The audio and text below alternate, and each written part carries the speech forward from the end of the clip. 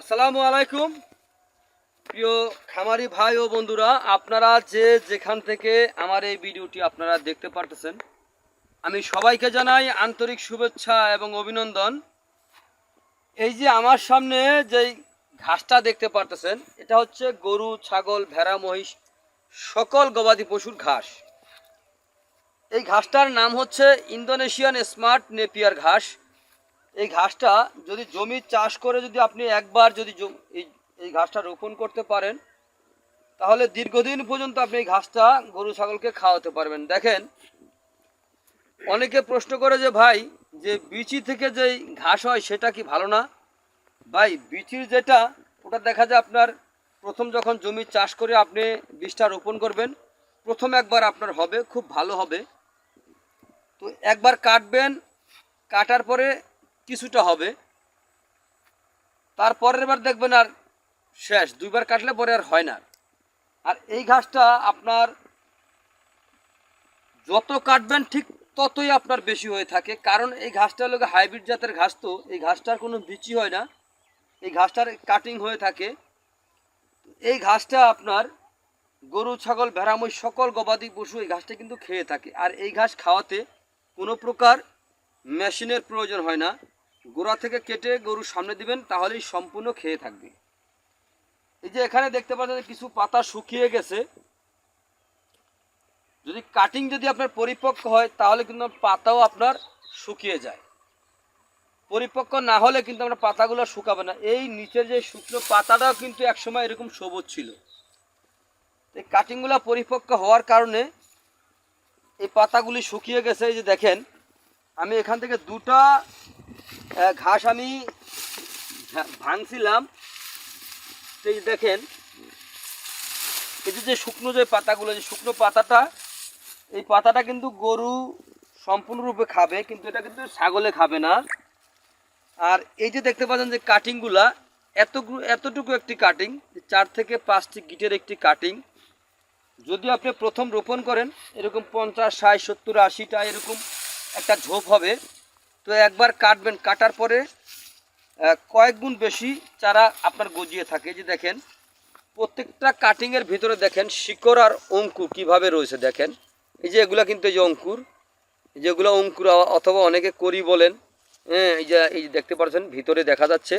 আর এগুলো কিন্তু সম্পূর্ণরূপে শিকড়ই। দেখেন কিভাবে শিকড়গুলো হয়েছে। দেখেন, আমি এটা টানিয়া অনেক টানাটানি করার পরে সরষে, এটা হচ্ছে আপনার পরিপক্ক কাটিং। তো যদি এরকম ঘাস যদি আপনার গরু ছাগলকে খাওয়াতে চান, তাহলে এরকম পরিপক্ক কাটিং যদি আপনি রোপণ করতে পারেন, তাহলে খুব সহজে আপনি এই ঘাসটা গরু ছাগলকে খাওয়াতে পারবেন। তো আমি বলবো, যে সকল ভাইরা খামার গড়েছেন, যদি আপনারা এখনও যদি হাইব্রিড জাতের যদি ঘাস যদি আপনারা চাষ করে নাও থাকেন, তাহলে আমি বলবো আপনারা যদি খামারে সফলতা অর্জন করতে চান, তাহলে ঘাস চাষ করতে হবে।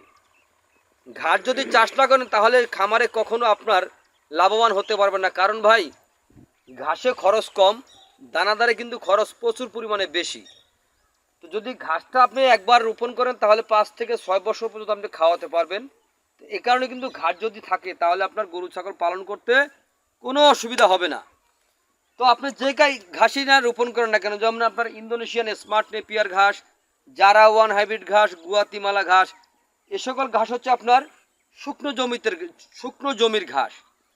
আর বর্ষার দিনে যেই ঘাস হবে, যখন পানি থাকবে, ওই জমিতে যেই ঘাসটা থাকে, ওই ঘাস আপনার রোপণ করতে পারেন। যেমন আপনার অজানা হাইব্রিড ঘাস অথবা জার্মান হোয়াইট হাইব্রিড ঘাস, এগুলো হচ্ছে পানির ঘাস। আর এগুলো হচ্ছে আপনার উঁচু জমির ঘাস।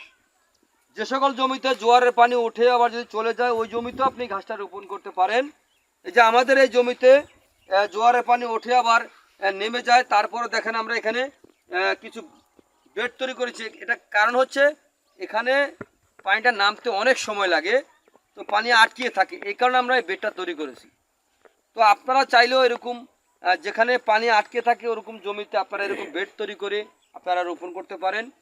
তো এই ঘাস যদি আপনি গরু ছাগলকে খাওয়াতে পারেন, তাহলে আপনার গরু ছাগলের দুধ ও মাংস উভয় বৃদ্ধি হয়ে থাকে।